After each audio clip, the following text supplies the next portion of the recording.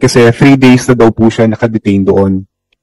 So tinanong po namin siya, ang sabi niya namatay daw po yung asawa niya and may utang daw sila sa hospital, ayaw ilabas yung cadaver ng asawa niya. In exchange, kailangan nandoon siya as, well, hostage or security, whatever you may call it.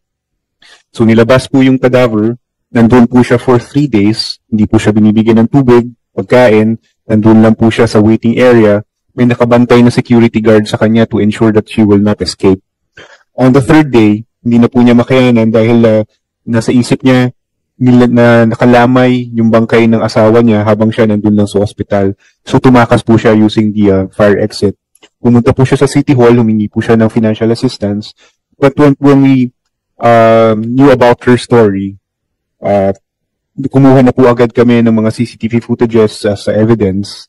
Then, gumawa na po kami, gumawa po si Mayor Wes Gatchalian namin ng public hearing and media ano po, para po for other victims to come out. Yun nga po nangyari, may 3 pa po na lumabas.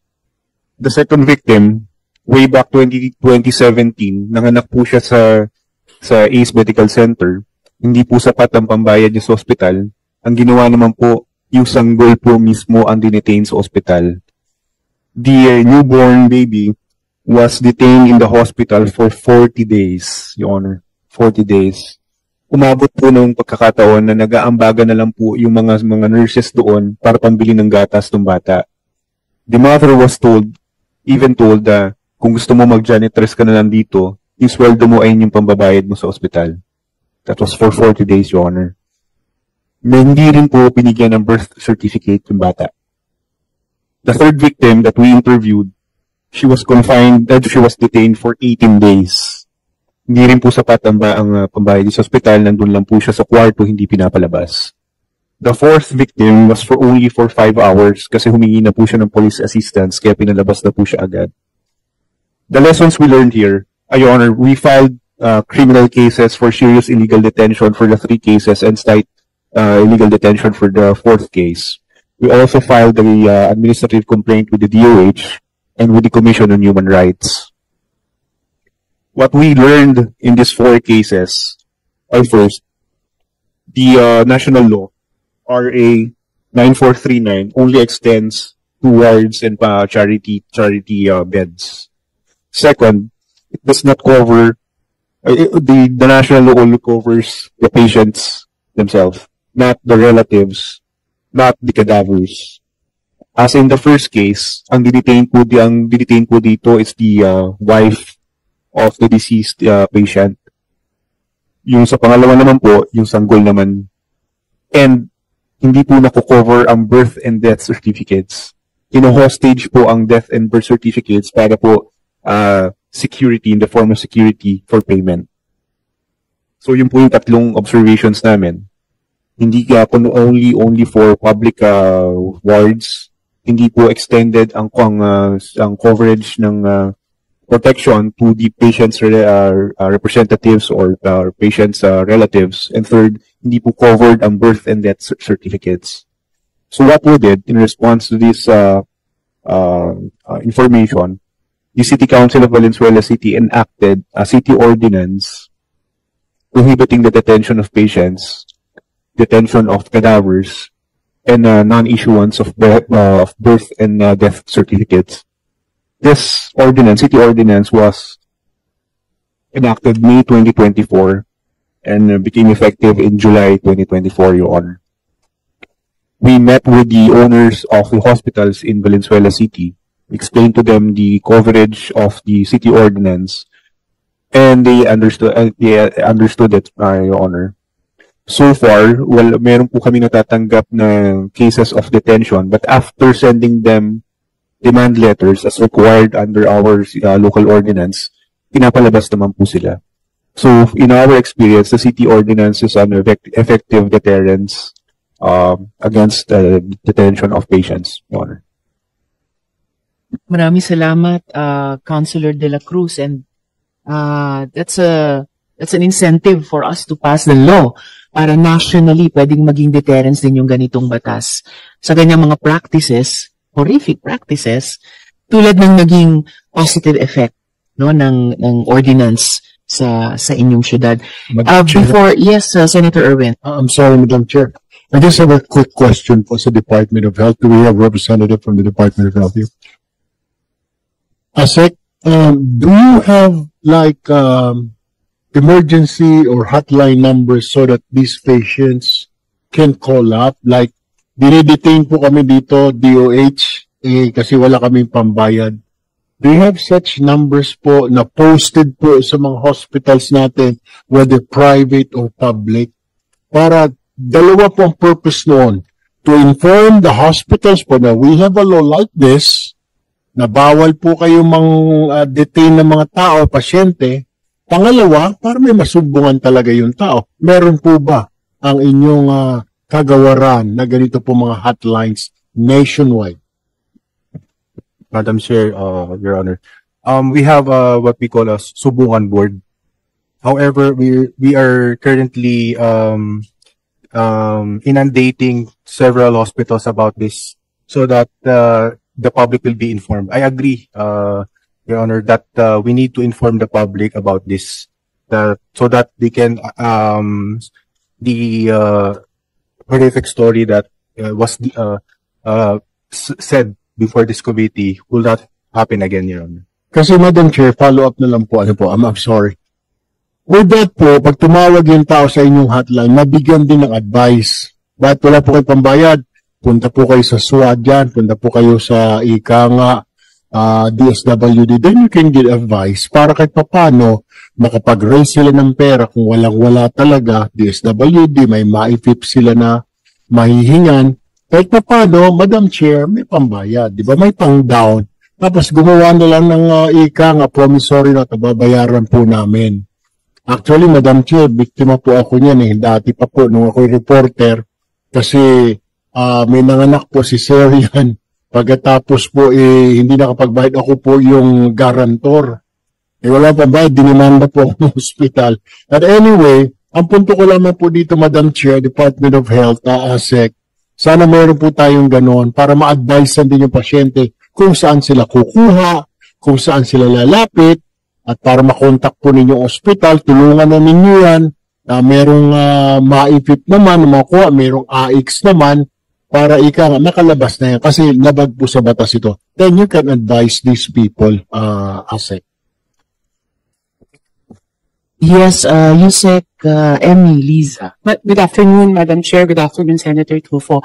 I would like to inform that with regards to the social services of the Department of Health, the MyFi program, but this is only to DOH hospitals, we have a big signage.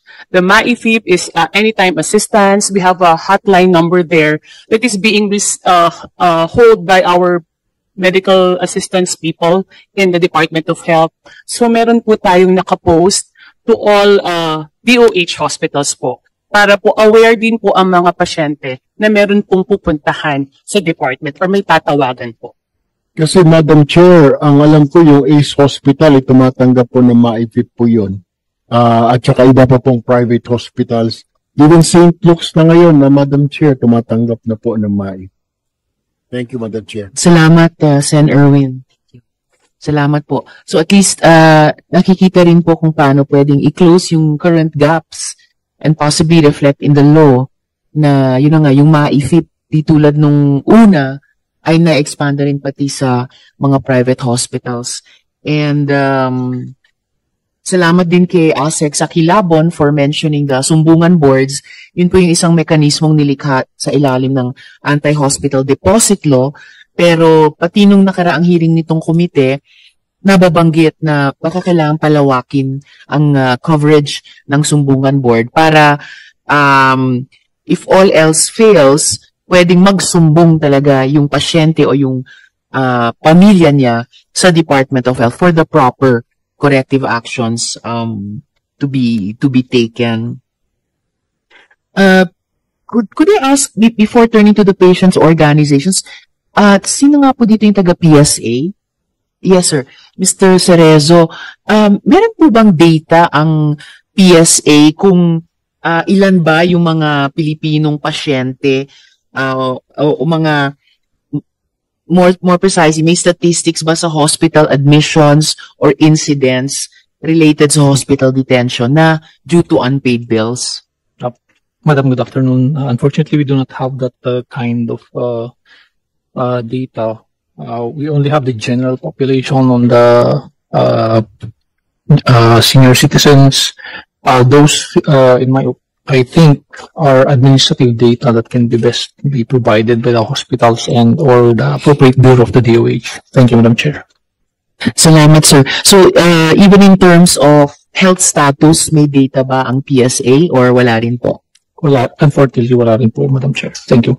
Alright, sir. So, we should begin following up this concern of mine, as you suggested, sa DOH, bukod sa mga individual hospitals or, for that matter, hospital associations. So, ASEC sa Kilabon, may database na po ba ang DOH regarding ganitong mga insidente, either ng hospital deposit or hospital detention violations? Yes, sir. Yes, Your Honor, we have data. We have a data, Your Honor, as to the number of clients assisted. For calendar year 2024, the FHSRB assisted 592 clients, and 25 of the 592 pertains to the request for cadaver release. And for calendar year 2025, January up to September, the Bureau already assisted 621 clients, and of 621, 33 pertains to cadaver request for release, Madam Chair. Salamat, ASEC, for repeating those data. Please submit them also in writing to the committee. Pero syempre, yan yung mga data na na-capture ng department dun sa mga pamilyang nagkusa talaga na magreklamo. Probably wala pa dun yung proactively tinanong or na-capture halimbawa sa patient feedback sa mga ospital or na-capture ng department. Hopefully through the better implementation not only of the anti-hospital deposit law pero itong pagpasa namin ng anti-hospital detention law, mas maging proactive both yung information at saka yun na yung provision ng mga hotlines, yung sinabi ni Sen. Erwin at yung MAIFIP hotline din pala, and then that these be also deterrents, no, disincentives to violations of patients' rights. Madam Chair, if you Yes, can I have yes. two quick question po for ASEC or for you, Sec, ni Lisa. Pag may mga ganito po kayo natatanggap na reklamo, ito ba mga hospital, binibigyan nyo ng warning? Binibigyan nyo ba sila and informing them na labag sa batas ang ginagawa nila? Kasi paulit-ulit na naman po, you said 500-something patients. I'm sure iba-ibang hospital, pero meron ba mga instances dyan, nakadalawa o nakatatlo ng sumbong sa inyo sa sa data na binigay ninyo? May mga ganun po bang instances? Madam Chair, Your Honor. Insofar as, okay, because, Your Honor, the reason for this, there's a loophole, if I could say that, under the current law, RA 9439, because it says there that the provisions or protection of that law would not extend to patients who availed of private wards.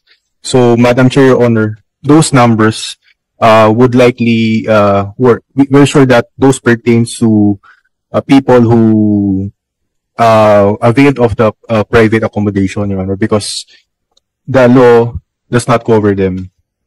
Nonetheless, Madam Chair, Your Honor, what we do as a practice, we send them letters, even if that particular individual availed of private accommodation. What we do in the Bureau is that we send them letters asking them to submit an explanation within 3 days as to why they should not be charged for violations of RA 9439 and RA 42226 and other relevant laws. And we are successful, in fact, Madam Chair, Your Honor, 100%, that when we write these hospitals, they comply and they accept the promissory note as a guarantee, and they release the patients, Madam Chair, Your Honor. Kasi Madam Chair, mukhang maganda itong ipinapanukala ninyo increasing the penalties for detention of patients and cadavers